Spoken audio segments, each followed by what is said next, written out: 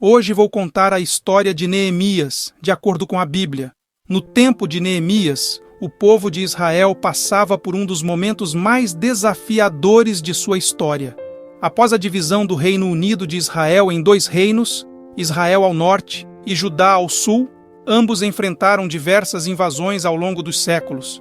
O Reino do Norte foi aniquilado pelos assírios em 722 a.C., dispersando as 10 tribos por todo o vasto Império Assírio. Posteriormente, em 586 a.C., o Reino do Sul, Judá, sucumbiu às mãos dos babilônios sob o comando do rei Nabucodonosor. O templo foi destruído e os judeus foram levados ao exílio na Babilônia. Esta devastação foi, em muitos sentidos, resultado da contínua desobediência do povo à aliança com Deus. Após 7 décadas, o Império Babilônico foi superado pelo Império Persa sob a liderança de Ciro, o Grande. Num gesto de magnanimidade e estratégia política, Ciro permitiu que os judeus voltassem à sua terra natal e reconstruíssem o templo.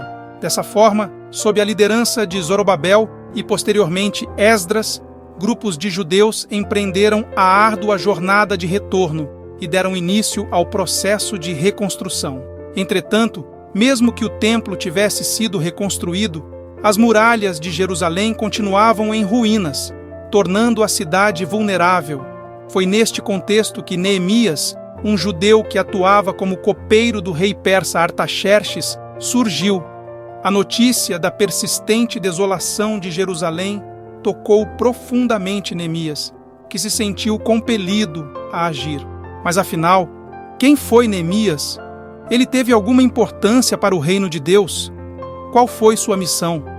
Foi Neemias o responsável pela renovação do pacto com Deus ou teria sido Esdras? E pela reconstrução da cidade de Jerusalém? Quais tribos retornaram para repovoar Jerusalém? Quem foi o rei persa Artaxerxes e qual foi seu papel na reconstrução de Jerusalém?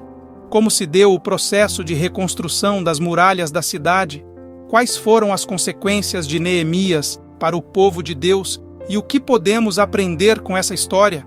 Assista a este vídeo até o final e eu responderei todas essas perguntas para você. E se você ainda não se inscreveu no meu canal, clique agora no botão inscrever-se e venha acompanhar todas as histórias da Bíblia. Toda semana trarei uma história nova de forma simples e curta para abençoar sua vida. Então vamos começar. Neemias era da tribo de Judá. Ele estava na corte do rei Artaxerxes, em Suzã, capital do Império Persa, servindo como copeiro do rei. O copeiro era uma posição de confiança, pois era responsável por servir vinho ao rei, garantindo que não estivesse envenenado. O céu tingia-se de laranja com o sol poente, quando Neemias recebeu notícias de seu irmão Hanani da desoladora situação de Jerusalém. As muralhas encontravam-se em ruínas e os portões haviam sido queimados.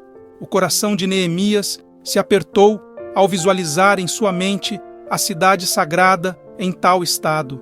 Com o espírito contrito, clamou ao Senhor, confessando os pecados de Israel e suplicando por misericórdia. O semblante abatido de Neemias não escapou ao rei Artaxerxes, que indagou sobre sua tristeza. Com um suspiro pesado, Neemias relatou a devastadora situação de sua cidade natal. O rei, percebendo a sinceridade em seus olhos, autorizou Neemias a retornar e reconstruir Jerusalém, fornecendo-lhe cartas e recursos. Com a bênção do rei persa, Neemias embarcou em uma missão não apenas para reconstruir as muralhas de Jerusalém, mas também para restaurar o coração e a alma de um povo que enfrentou décadas de adversidade e exílio. Silenciosamente, sob o véu da noite, Neemias cavalgou ao redor de Jerusalém, inspecionando cada trecho despedaçado da muralha. Sentia a dor e o potencial da cidade em cada pedra. Posteriormente, compartilhou seu plano com os judeus, sacerdotes e líderes. Vamos reconstruir, para que não sejamos mais motivo de opróbrio. Com martelos, pás e determinação, os judeus começaram a restaurar as muralhas. Cada família tomou para si uma seção, unindo-se na missão sagrada. As pedras que antes representavam desespero agora eram símbolos de esperança e renovação. Porém, a reconstrução não seria fácil. Adversários como Sanbalate e Tobias os ridicularizavam e ameaçavam constantemente. No entanto, Neemias, com coragem inabalável, incentivou o povo a lutar por suas famílias e casas. Diante das ameaças constantes, trabalhavam com uma ferramenta em uma mão e uma espada na outra. Com as muralhas já erguidas, Neemias voltou sua atenção ao povo, consultou os registros e as famílias retornaram a Jerusalém, preenchendo a cidade com vida e fé renovadas. Mais famílias retornaram, consolidando o renascimento de Jerusalém. A cidade ressoava com vozes de cânticos e orações. A organização era essencial. Neemias assegurava que os registros fossem mantidos, garantindo que cada tribo e família fosse honrada e lembrada. O templo, coração espiritual da cidade, foi restaurado. Sacerdotes e levitas foram consagrados, e a adoração ao Senhor floresceu. A cidade celebrou a dedicação das muralhas com músicas, símbolos, harpas e liras. O júbilo era tão intenso que podia ser ouvido à distância. Neemias não parou após a reconstrução das muralhas. Implementou reformas para assegurar a observância da lei de Deus, a pureza do sacerdócio e a provisão para o templo. Sua liderança deixou um legado duradouro de dedicação a Deus e ao bem-estar de seu povo. Este é o cenário da história de Neemias, um líder cuja fé, determinação e amor pelo seu Deus conduziram a um dos mais notáveis projetos de reconstrução da história bíblica. A bravura inspira. Quando um homem valente se posiciona, a postura dos demais se fortalece. Neemias foi esse pilar de coragem, e sua tenacidade inspirou uma nação. Neemias é um testemunho do poder da fé e da liderança frente aos desafios. Ele começou sua missão com oração, buscando orientação de Deus antes de agir. Sua liderança não se baseava no poder ou status, mas na integridade. Embora pudesse ter ficado no palácio persa, escolheu servir seu Deus. Sua jornada destaca a importância da comunidade, mostrando que juntos somos mais fortes no reino de Deus. Mesmo enfrentando zombarias e ameaças, sua coragem inspirou uma nação.